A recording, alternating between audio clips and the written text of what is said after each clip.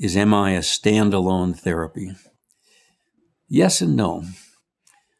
I mean, clearly from studies, you can and do see change happening in long-standing behaviors with a single session of motivational interviewing. So that was one of the first surprises that would happen at all.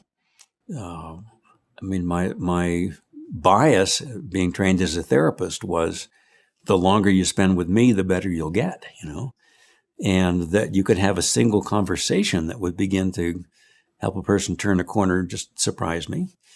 But it's there. It's there in the literature. So sometimes it is enough. It's not always enough, but it's worth doing. It's worth trying. If you only get one shot, if as is the case with addiction treatment, most people don't come back. But you've got one visit with them where you can do something that might be useful to them. Don't ask a whole lot of intake questions. Do a motivational interview with them.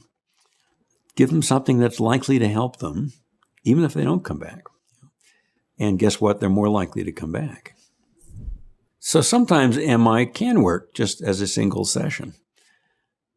It's clear from some meta-analyses that 2 MI sessions are a bit better than 1.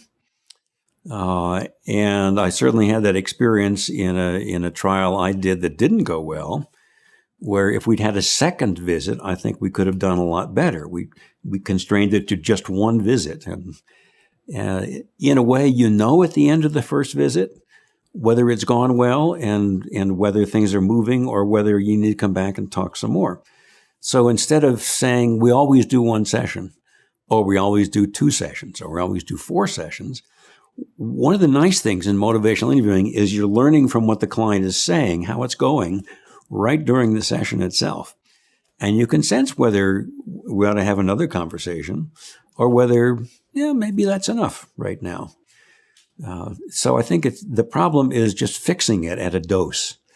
There's not a standard dose of MI that is sufficient. It varies across people. Sometimes people are surprised when they find out that motivational interviewing most often occurs as a brief therapy, as 1 session or 2, and they think, how can there be any change that could happen in 1 or 2 sessions?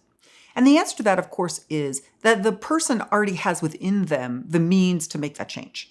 They already know perfectly well how they would do it, and they're competent and confident that they can carry forward and do that. What's hamstringing them is ambivalence and being stuck in that trap and feeling unmotivated or like they don't even want to try.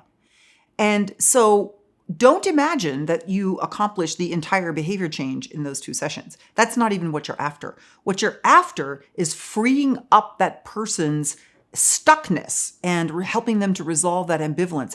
They do the rest. So the change doesn't happen in 1 or 2 sessions. The beginning of the process is unlocked in those 1 or 2 sessions.